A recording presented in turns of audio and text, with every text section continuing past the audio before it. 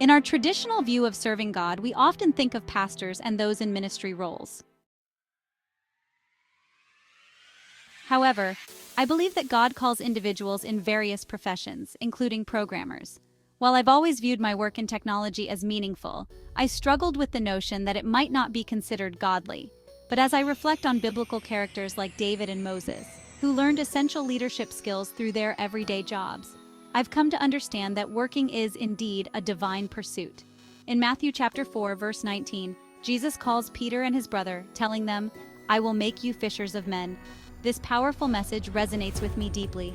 Just as those disciples were called to a mission, I feel called in my programming journey to use my skills for a greater purpose. Biblical examples of work and calling. Moses. Before leading the Israelites out of Egypt, Moses was a shepherd for 40 years in the wilderness. This time spent in the fields equipped him with patience and leadership skills, which were crucial when he later guided his people through the desert.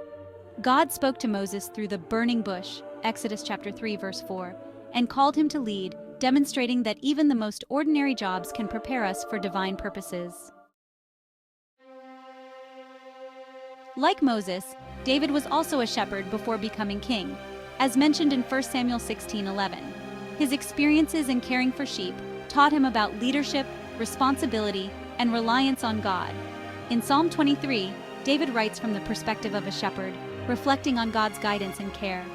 This connection between his early work and his spiritual insights shows how God uses our life experiences to shape our understanding and service.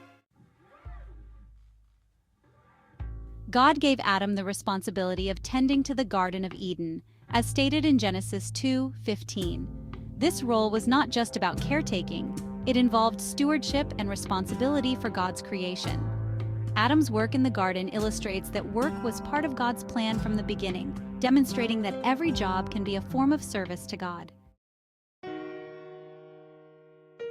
Yet, living a life aligned with God isn't without its challenges.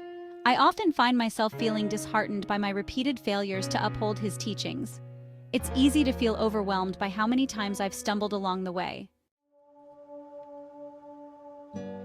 However, I realize that my journey with God mirrors the process of writing code.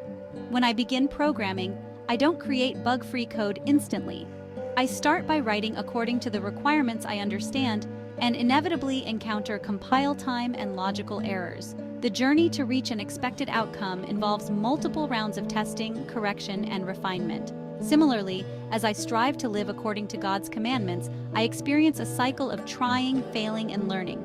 This realization has been transformative. Just as I approach programming with patience and perseverance, I am reminded to do the same in my spiritual life. I read God's Word, attempt to apply its principles, and sometimes I succeed while other times I fall short. Each failure is an opportunity for growth, much like debugging code.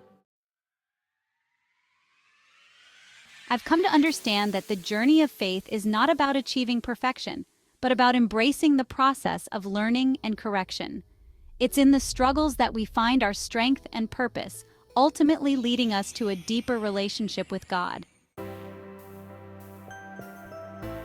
As I continue on this path, I encourage others in their professions to recognize the divine potential in their work.